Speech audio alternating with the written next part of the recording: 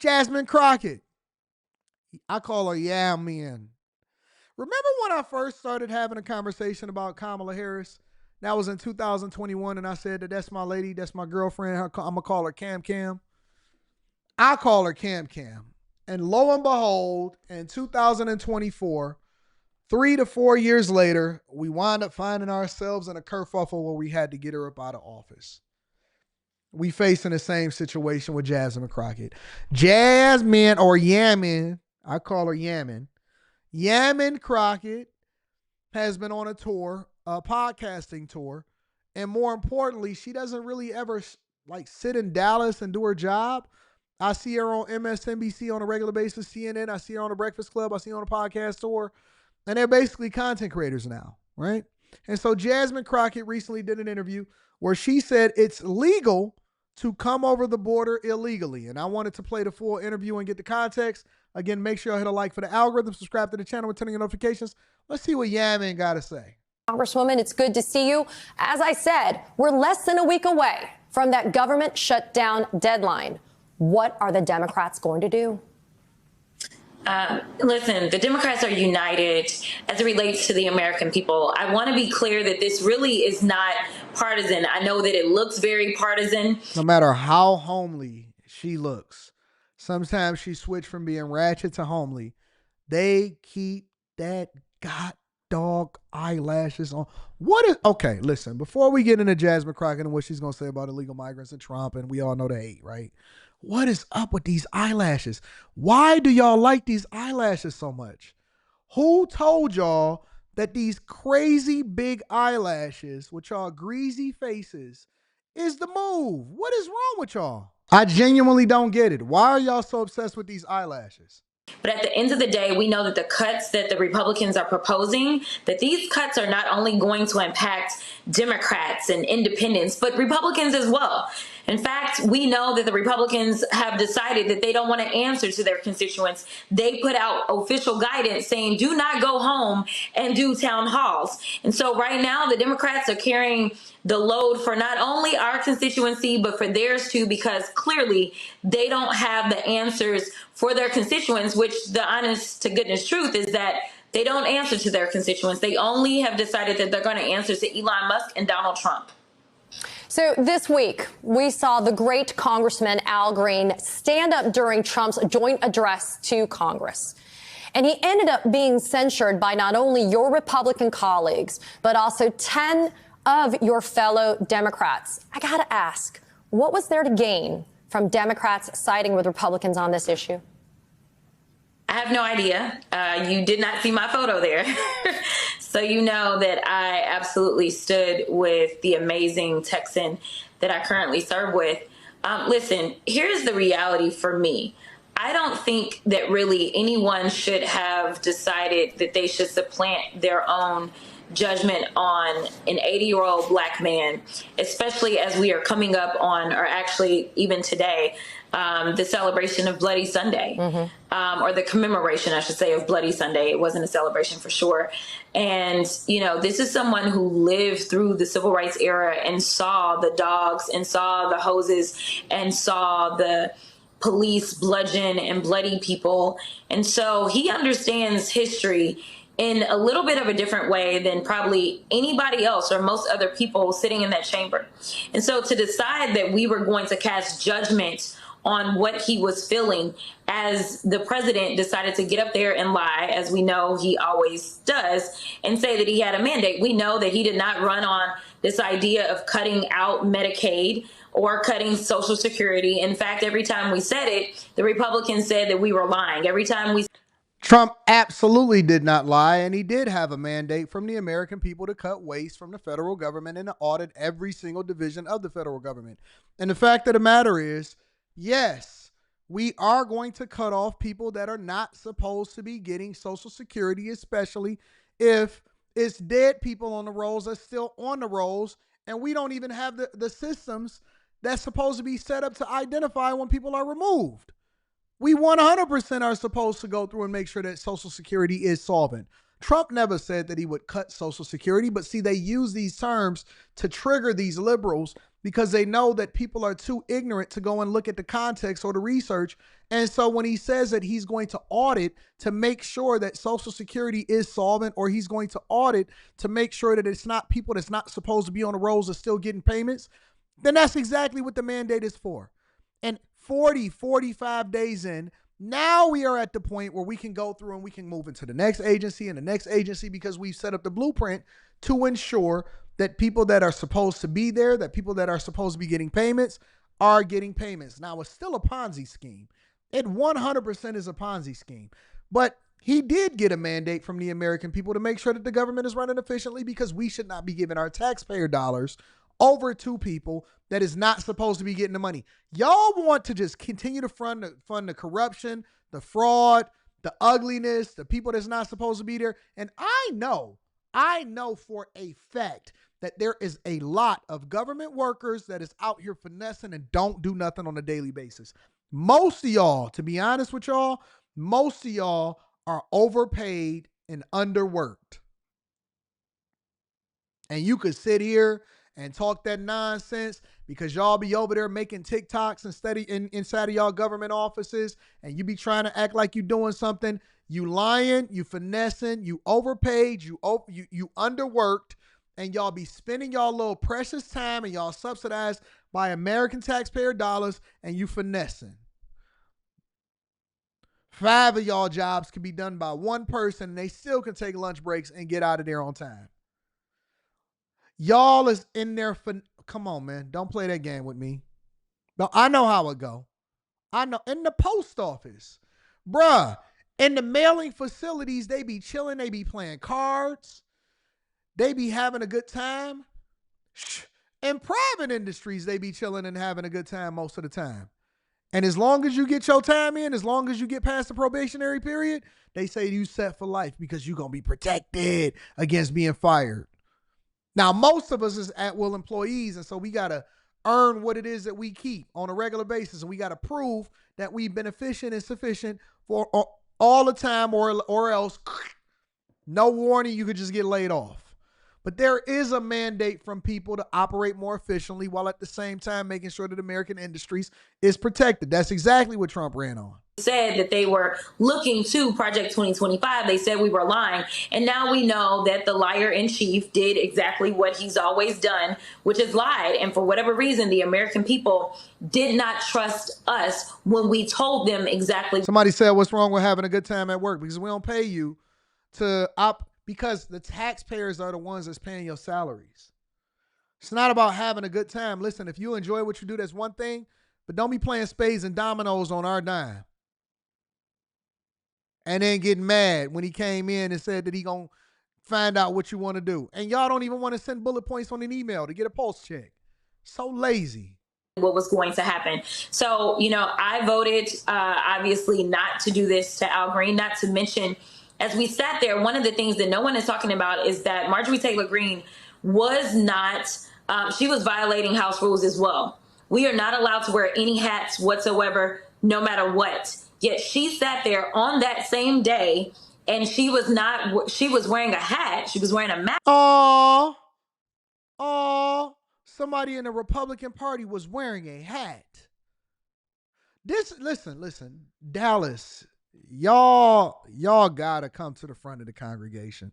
Dallas gotta come to the front of the congregation. This woman is comparing somebody disrupting Trump and continuing to yell in the middle or the beginning of a speech, in which they set that up to do, and them holding up signs and T-shirts and walking out in the middle of a speech and all of this stuff, to somebody wearing a hat.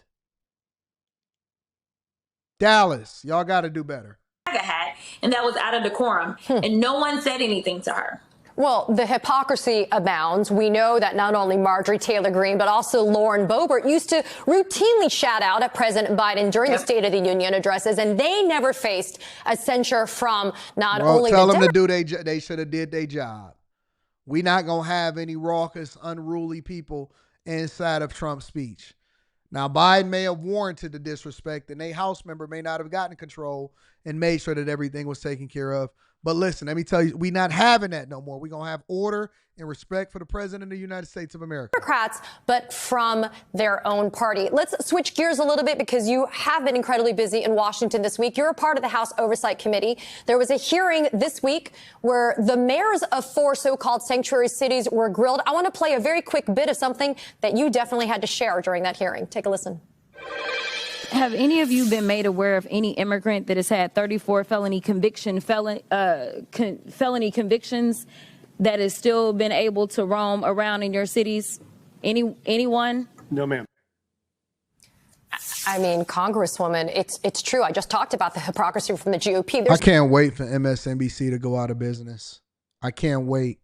This is why MSNBC, Joy Reid has got removed. Now we got this woman on here. She'll probably get fired at some point. People having to take a pay cut. I can't wait for it. But we got to look at it from both sides, right? So quick to want to round up people on the streets. They don't really even bother to care, if they look brown or black or whatever, it's okay. But in this instance, you do have a 34 felony convicted felon that lives in the Oval Office. If they need the address, I'm happy to give it to them. But what is going on here in terms of trying to kind of exact some type of pressure and a pound of flesh out of these mayors? Yeah, so first of all, shout out to all the mayors, and I am saying all the mayors. It was definitely interesting to listen to the mayor of New York, but nevertheless, I will say... Hey, you see how they hate Eric Adams now? All of the Democrats has ousted Eric Adams. That's why she said it was definitely interesting hearing the mayor of New York, because Eric Adams answered the questions and he was truthful and he was cooperative for the most part. What was going on as far as the Congress people questioning all of these Democratic sanctuary city mayors. And now Democrats look at Eric Adams as a leper, even though Biden is the one that threw him under the bus in the first place. And he was the one that mandated that they take in all of these illegal migrants. Now they hate Eric Adams. that the mayors as a whole, they really did kind of stand their ground against what they were attempting to do to them. And so I really do applaud them. They were coming up with baseless statistics on crime. And literally they brought the mayor of Boston, Mayor Wu, who is absolutely ranked as the safest large city in the country. And they were trying to lecture her on crime and immigrants. No, what they were trying to do was hold her accountable for the fact that they were hiding migrants inside of the Boston airport, and she's justifying it. Has nothing to do with whether or not the city is safe.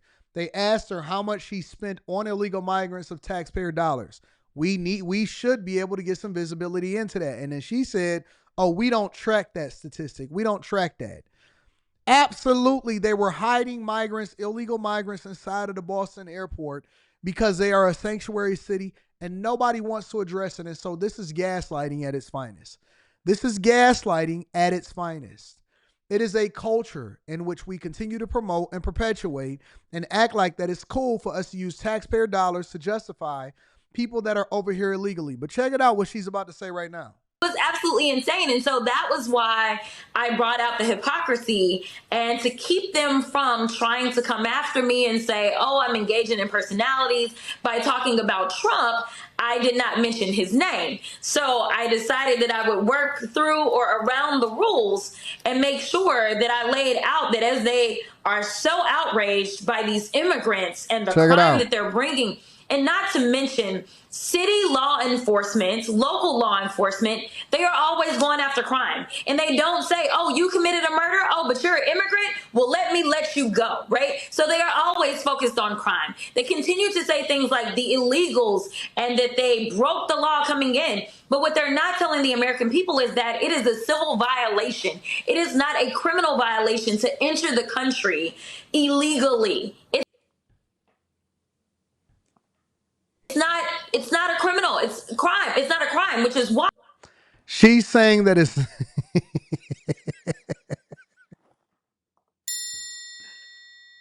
Jasmine Crockett has gone so far off the reservation. Dallas, come on front of the congregation. Jasmine Crockett is saying that it's not a crime. It is not to illegally come across the border.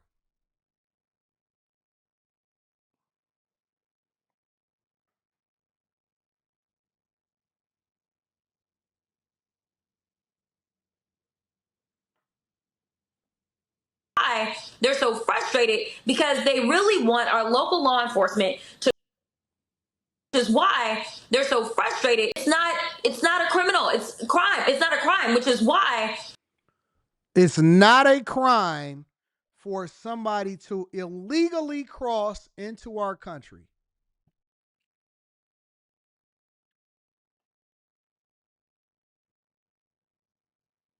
So it's no point, honestly, it's no point in us having border patrol, right? Because these are just imaginary borders. We shouldn't have legal status. There's no point to have a green card. There's no point in any of that type of stuff. We should just let people do what they want to do. Now, in other countries, you can get shot. There are countries where you can literally lose your life for going across the border illegally. No rules, no structure, no none of that.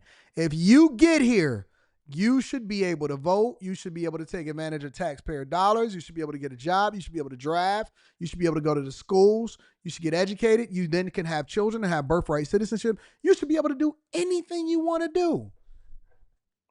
You should be treated just like me and you, who are legal citizens. Now, again, remember that we are not against legal migration into the country. We want people here that are the best and brightest from other places that contribute into what we got going on. Jasmine Crockett is justifying this nonsense by saying that it is not a crime to come over into the country illegally.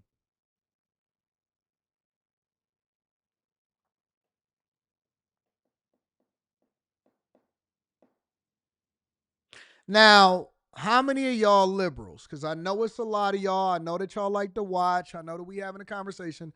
How many of you guys actually agree with this?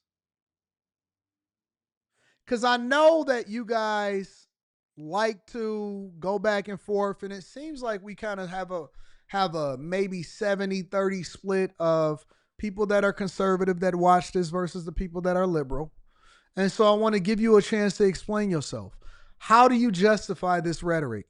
Do you want, as a person that is a liberal in this country, or a person that vote Democrat, or a part of the 92%, or a part of the 77, 78%, do you want, or do you justify people coming into this country illegally? Are you cool with it?